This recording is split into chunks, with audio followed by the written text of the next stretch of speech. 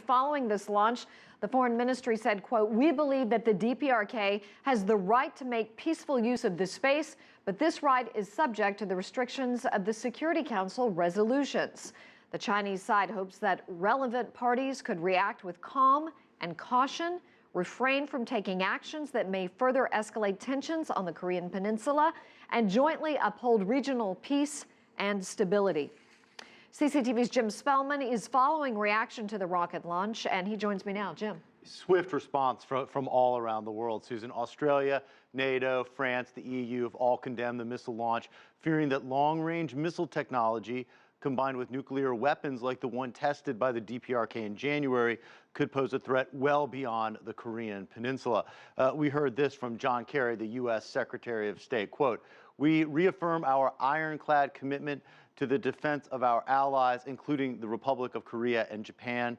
We will continue to work with our partners and members of the UN Security Council on significant measures to hold the DPRK to account." The UK Foreign Secretary Philip Hammond released a statement saying, quote, "In conducting this provocation, North Korea has clearly demonstrated that it is intent on prioritizing the development of its nuclear and ballistic missiles programs over improving the well-being of its own people." And the Japanese Prime Minister Shinzo Abe stressed working through international channels.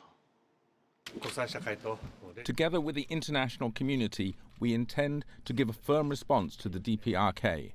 Our government will continue to make every effort to secure our citizens' safety. The Russian Foreign Minister Sergei Lavrov spoke by phone with his Japanese counterpart Fumio Kishida. Lavrov stressed the importance of political and diplomatic solutions to the situation. Earlier, the Russian Foreign Ministry said the launch, quote, "demonstrated the flagrant negligence of international law norms." The question now is what steps are available. We heard about possible UN-backed sanctions. The DPRK already heavily sanctioned. Unclear to what effect potential new sanctions might have on the government in Pyongyang. Or when they'll come. Jim Spellman, thank you for the update.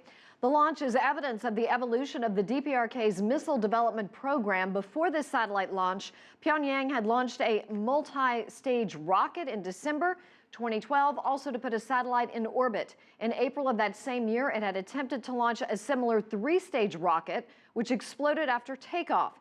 In April of 2009, it launched a three-stage rocket, which it hailed as a success, but which the West labeled a failure. And in July of 2006, the DPRK test-fired a long-range missile.